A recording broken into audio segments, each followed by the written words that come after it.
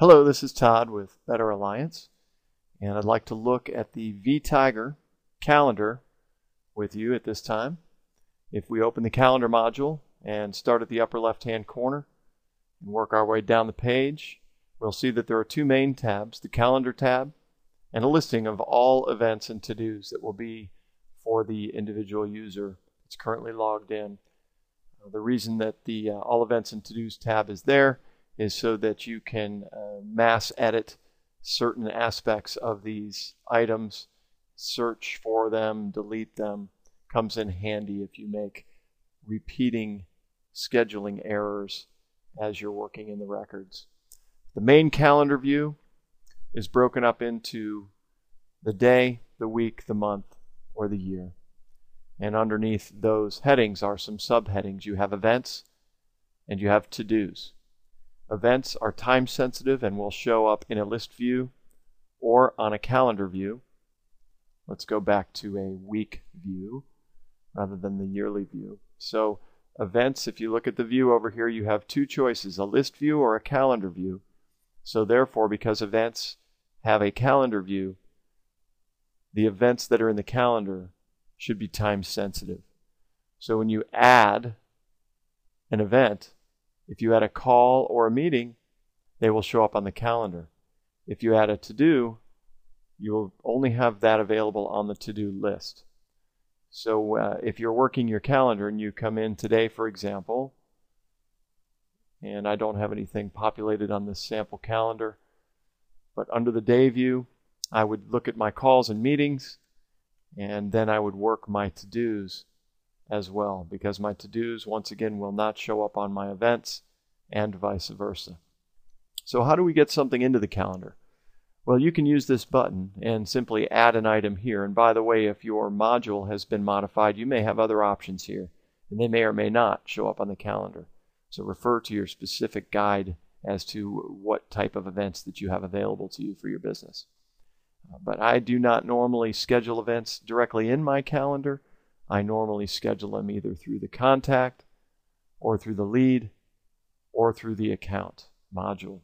Let's take, for example, that I am going to meet with Barbara Jones.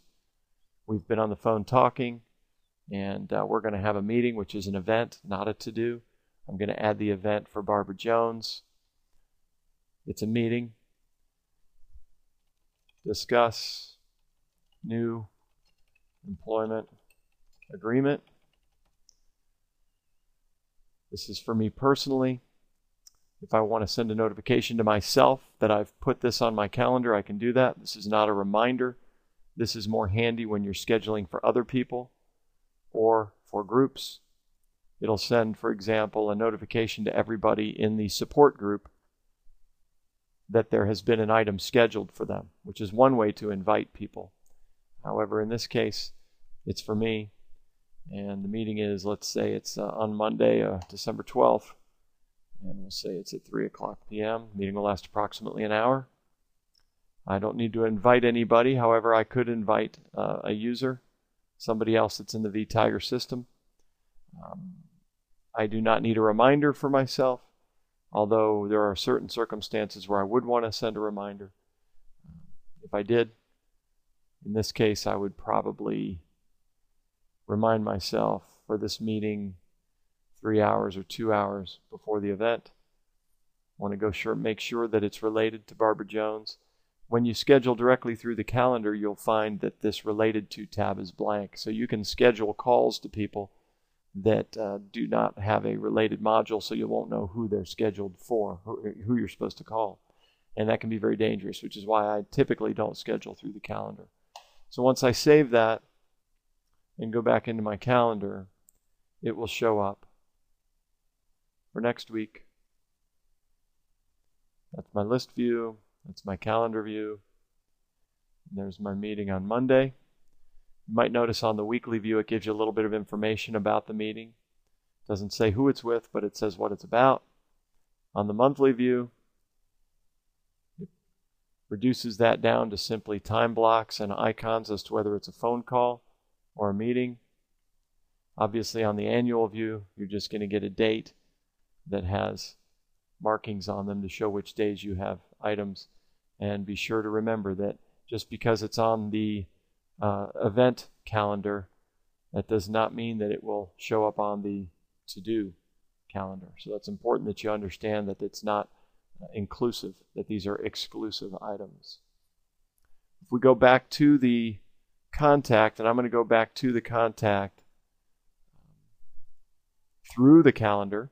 So what I'm going to do here is click on the event, and then I'll go to related to and see that it's Barbara Jones, and I'm going to go to her contact record now. I'm going to check under the More Information tab, which is where all of our related modules are, and you'll see that there's an activity scheduled for her. After I have this meeting on Monday, what I'm going to do to close the meeting, after I take some notes, whatever, enter into the notes segment, I'll click close, and the activity will be canceled for that contact, and it will show up in the activity history.